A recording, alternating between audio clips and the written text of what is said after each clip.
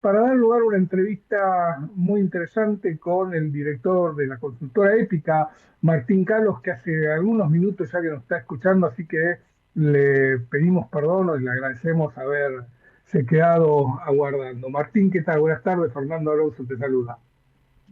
¿Qué tal, Fernando? ¿Cómo estás? Muy bien, muchas gracias por atendernos. Y en una Un placer economía siempre. que la última semana ha pegado un volantazo importante a partir de esta decisión de Standard Poor's de mejorar la calificación de la deuda, que se solapó con el principio de acuerdo entre Estados Unidos e Irán, generando una doble corriente, un doble viento de cola que está ayudando, ¿no? Sí, efectivamente, bueno, el riesgo país está en niveles bastante bajos para la historia reciente argentina, casi tenés que irte 8 años atrás, más de 8 años atrás, para encontrar el riesgo país en estos 432 puntos en los que anda en estos días, lo cual obviamente es una buena noticia. Sí la buena noticia es que haya bajado y que haya bajado significativamente, ¿no es cierto? Obviamente no es un número bajo, pero cuando uno viene de un riesgo países de 1.500, 1.900 puntos, 432 es un número que uno que permite respirar, ¿no? Festeja. Que te dice, bueno, acá es un número del cual uno, si bien podría financiarse un poco caro, podría financiarse. Y eso no es poco. El- este índice de riesgo país que te permitiría hoy salir a los mercados capitales, ahora con este acuerdo con el Banco Mundial, se supone que tendría que moverse un poquito más. Sí, bueno, depende cómo lo mires. Un poco siempre el mercado intenta anticiparse, ¿no? El riesgo país está reflejando que, me parece que en el corto plazo, Argentina tiene despejado el horizonte de pagos de su deuda.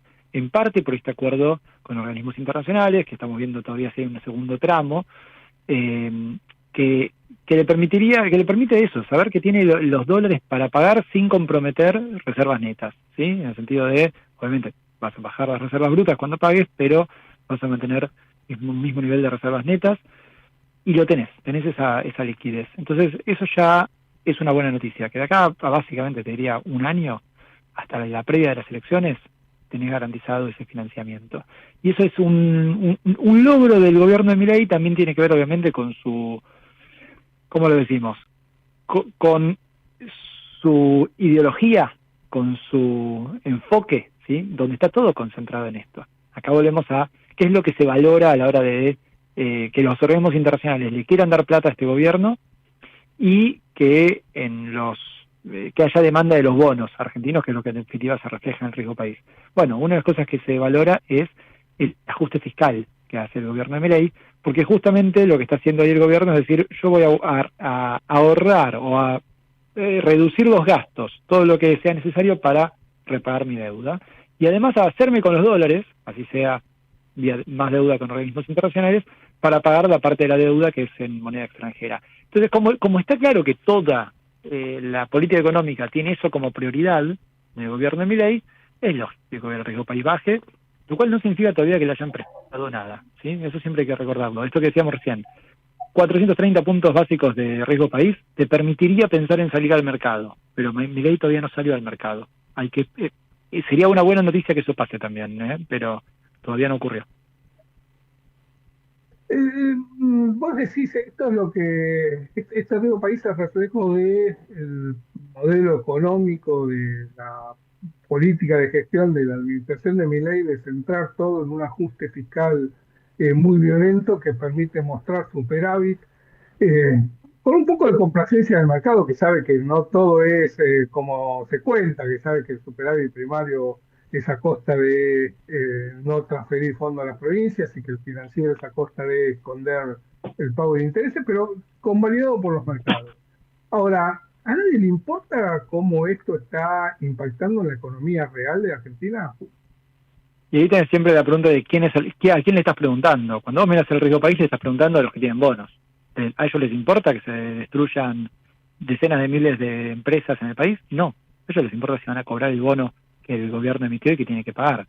Entonces, acá siempre cometemos un error y mucho se comete desde el mundo financiero cuando dicen, si el riesgo país baja es porque la macro anda bien. No es cierto eso, no es cierto para nada. Entonces, acá tenemos que distinguir, por eso yo te decía, un modelo económico, una política económica que tiene como prioridad el repago de la deuda, eso está clarísimo, ha aumentado mucho lo que el gobierno gasta, la proporción del gasto que se destina a pagar los servicios de la deuda, bajo el gobierno de Milei, pero que no tiene como prioridad, como bien decís vos, la actividad económica, el empleo de calidad, los salarios, las ventas de las pymes, incluso la existencia de las pymes o las exportaciones.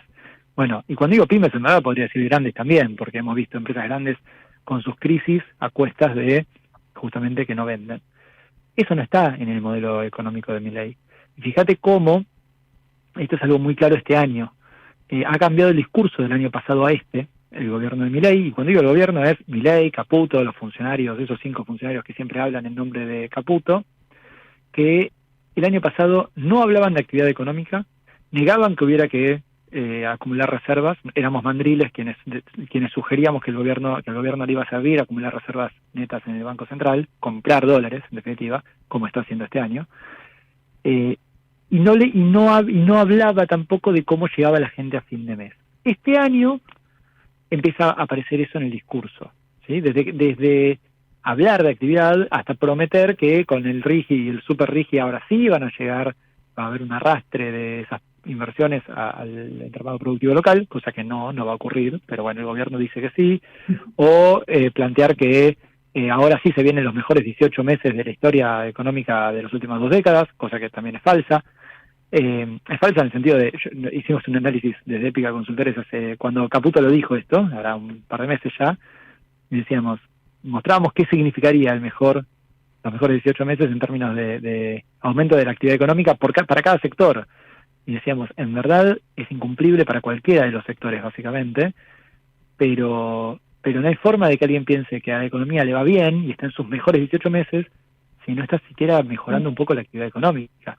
¿De qué habla Caputo cuando dice los mejores 18 meses? De estabilidad cambiaria a costa de una recesión para buena parte del entramado productivo, no para toda la economía, sino para una parte importante, industria, comercio, servicios, construcción.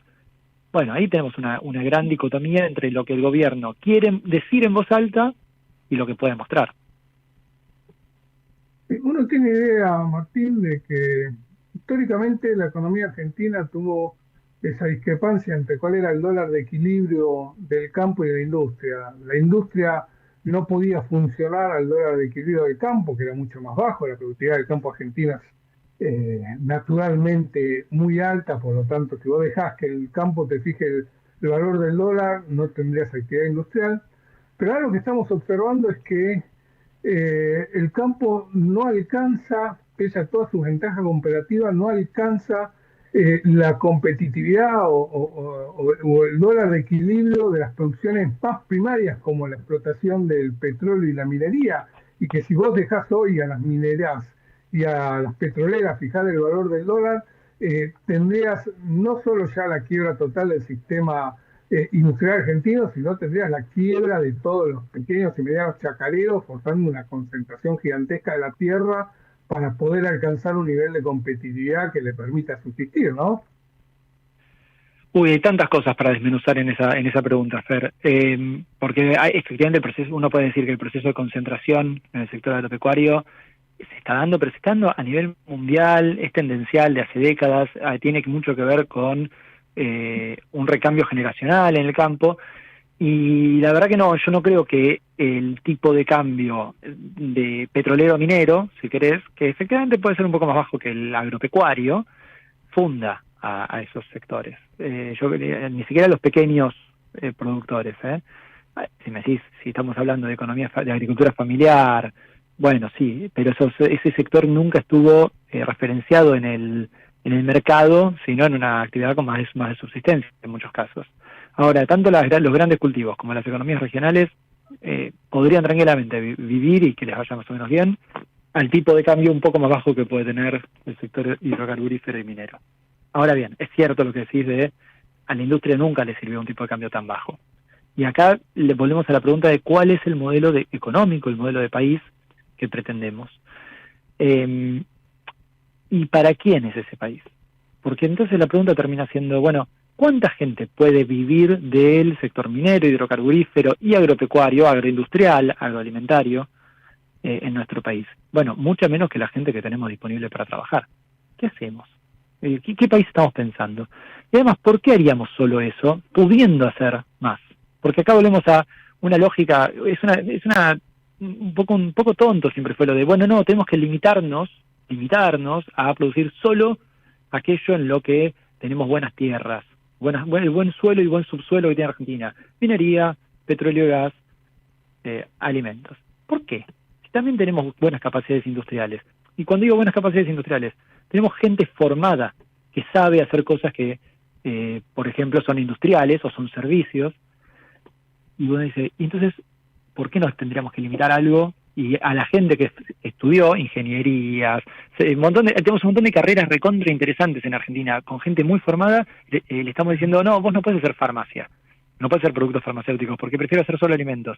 Como modelo económico es casi tratar, menospreciar a nuestra propia gente, a la capacidad argentina, con un problema, que es que nunca diagnosticamos bien por qué Argentina no pudo hacer industria, servicios, bien. Y cuando digo bien es que haya una mayoría competitiva.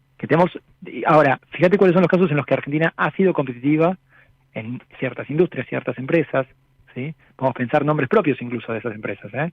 ¿Qué tuvieron como factor esas empresas? Y bueno, que aprovecharon la capacidad que tenemos en Argentina, pero movilizaron capital, invirtieron, consiguieron guita, en definitiva, para esos negocios. ¿Qué es lo que le falta a todo el resto de nuestro entramado productivo? Lo que nos falta en Argentina siempre es capital. No, está bárbaro que tengamos tierra y está No bárbaro nos que falta tengamos capital, nos falta vocación de recursos. invertir ese capital. Argentina tiene un excelente 20.000, 30.000 millones de dólares de ahorro todos los años que termina siendo destinado a la compra de divisas y no canalizado al sector productivo, ¿no? Y bueno, pero tenés dos cosas. El excedente que se genera no es acumulación. Eso no pasa en ningún lugar del mundo. El excedente es igual a la acumulación. Vos tenés que discutir, vos podés acumular capital sin tener excedente también, ¿eh? Si te financian. Sí, Entonces, claro. acá volvemos a los modelos de desarrollo exitoso en cualquier lugar del mundo. No se basa solamente en decir, por ejemplo, bueno, aumentemos la tasa de ahorro, que es algo que se ha hablado mucho, ¿no? En Asia ahorran el 60% del PBI, acá ahorramos el 10%. Sí, está bien, pero no es solo ahorro. Hay otros casos que justamente te pueden financiar y no sos vos el que ahorra, sino el otro el que te está financiando, el que ahorró para financiarte. La pregunta es, ¿cómo hacemos para movilizar capital? Esa es la pregunta que nadie hace. Y ojo, ahí el RIGI y el Super RIGI responden esa pregunta. Lo que pasa es que están mal orientados, que es distinto. Volvemos a una cuestión de, bueno, movilicemos capital para que esos capitales hagan muy buenos negocios en Argentina, pero no aprovechen, por ejemplo, los recursos humanos, ¿sí? El capital humano, como le gusta decir a este gobierno, esa capacidad que tiene nuestra población trabajadora para laburar. No lo estamos aprovechando, estamos diciéndole, importen todo, usen solamente el suelo y el subsuelo argentinos, aprovechemos los recursos naturales que tenemos, y para eso movilicemos capital, no para aprovechar la capacidad que tenemos de producir cosas y de innovar y de generar nuevos productos y servicios. No estamos aprovechando eso. Cuando vos orientás Claro. el RIGI y el Super No, RIGI y Martín, elegís sectores tenemos ganadores que... primarios, es un problema. Sí, no. Martín, te agradezco mucho la participación, ya se nos está haciendo el programa. Te agradezco de nuevo haber participado en Precisiones y seguimos comprometidos a seguir charlando. Cuando quieras, Fernando, hasta la próxima. Hasta la próxima. Fue Martín Carlos, director de Épica Consultores, pasando por esto que es Ecomedios AM 1090.